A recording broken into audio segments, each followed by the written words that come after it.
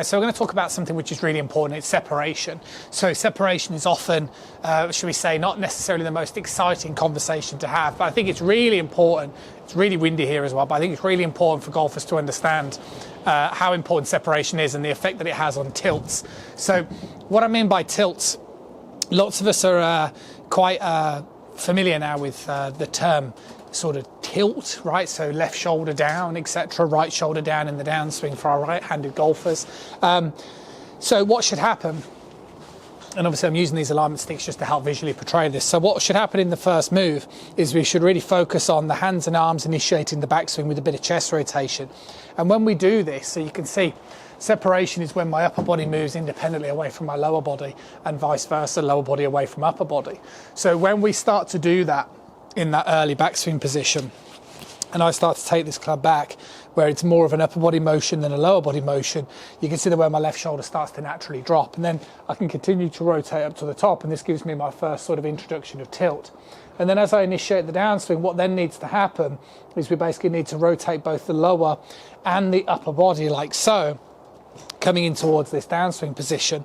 And the more that I move my lower body out of the way, again, it's the same focus point, the more separation that's induced. So if I kind of swing up to the top like so, and then as I start my downswing, you can see the way that I move my left hip back, okay, like so, and then as I then continue to rotate my upper body, you can see the way that it amplifies the tilt further. So what the downswing is not is just a right shoulder dropping down sensation, because obviously then you're just going to get stuck behind the ball. And what you do need to do is understand that in the downswing position there's an element of separation. So my lower body would initiate the downswing, upper body would quickly follow behind, and that's how you end up in these sort of positions as I'm demonstrating here, where you get the right shoulder down to the ground. So what I would advise, and as I do to my students, is just I wouldn't stress about it. Okay, it's not something that I would necessarily force in terms of separation. What I would do as an absolute priority is I'd make sure that you get the backswing correct, because the majority of students that reach out for help or come through that door for lessons are quite often doing things in the backswing where they're turning everything together. And if you're turning everything together in the backswing and you're not inducing a separation, it massively upsets your sequence and your chance of having a good downswing position. Whilst this is why with my students I work a lot on a sort of Y to Y method, where we try and get the club to hip high in that first move, keeping that head nice and still, because this encourages more chest rotation and this encourages a good separation in the first move.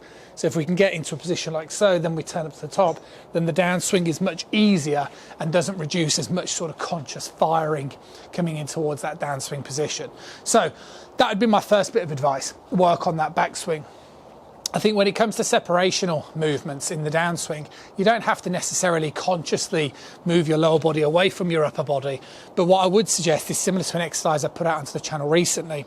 If you grab a couple of alignment sticks, place one through your belt loops, so the majority is on the lead side, and then place another one about 2 feet behind you and get your lead ankle in line with that. If you're somebody who struggles with that sort of feeling of separation, then all you've got to do is just get that sensation of those two alignment sticks contacting one another, and that's a good way for you to feel that lower body rotation coming in towards that downswing position. So separation is massive for tilt. So the whole point of this video is just to make sure that you're not trying to just sort of like, you know, do something like so and drop the shoulder down. Your shoulder is massively going to drop down as a byproduct of rotation and separation. See you soon.